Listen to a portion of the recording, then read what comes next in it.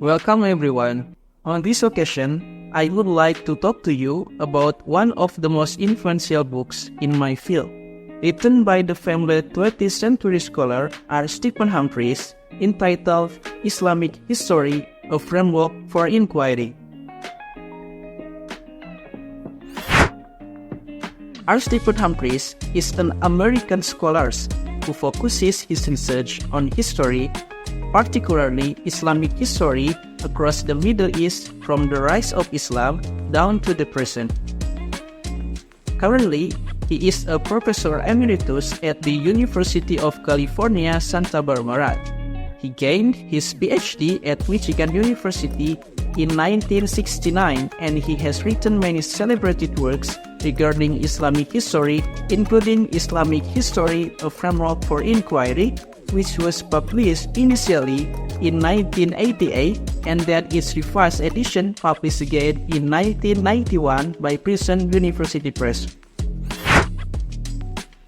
Let us start with the initial reason why Humphreys wrote this book.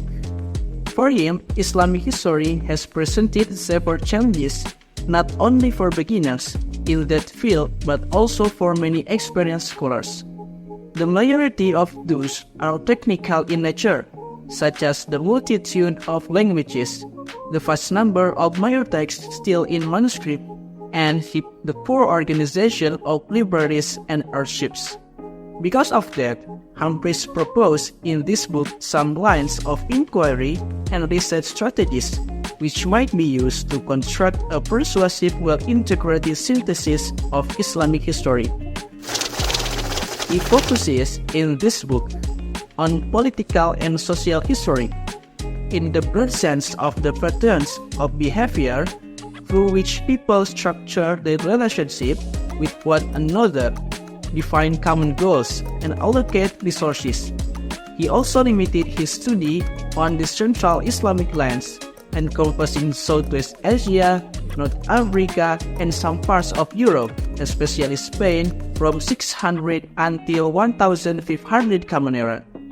Humphreys argues that the reason why he has chosen 600 Common Era as the terminal point is clear enough, since that time is marked as the time of the emergence of Islam.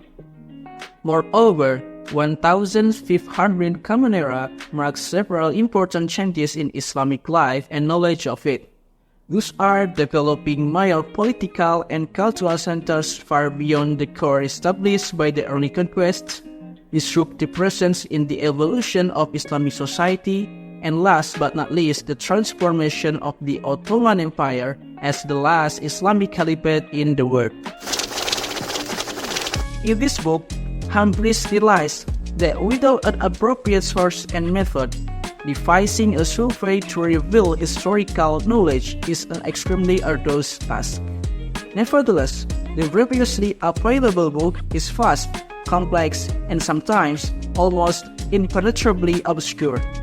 Through this book, Humphreys is concerned primarily with questions of method and approach, with ways in which researchers can use resources to extend and deepen knowledge of medieval Islamic history. The central issue of this book is concerned with the issue of asking valid and productive questions, since that is the essence of historical knowledge. To answer the formulated question previously, a researcher will need to identify the source. Due to the variety of sources available in non-English languages, the skillfully translated sources hold a high urgency.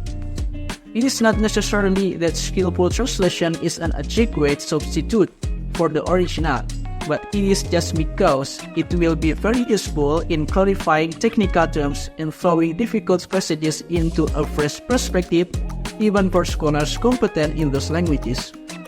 Proposing new approaches is also useful according to Humphreys, especially those which have not appeared in scholarly writing.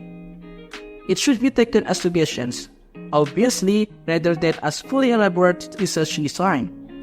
Because of that, Humphreys in this book also draws on methods developed in another field, which is more highly developed field of history.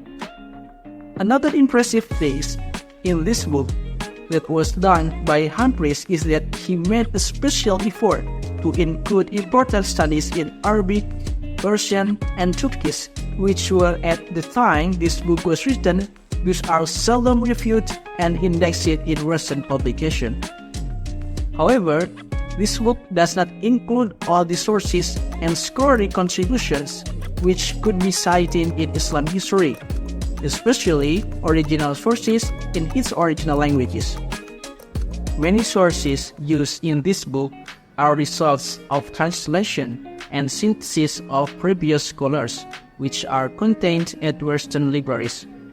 Although this book is still used until right now, but probably some of the technical guidance is probably no longer effective compared to the current situation, whereas AI technology rapidly developed and digital humanities has arisen.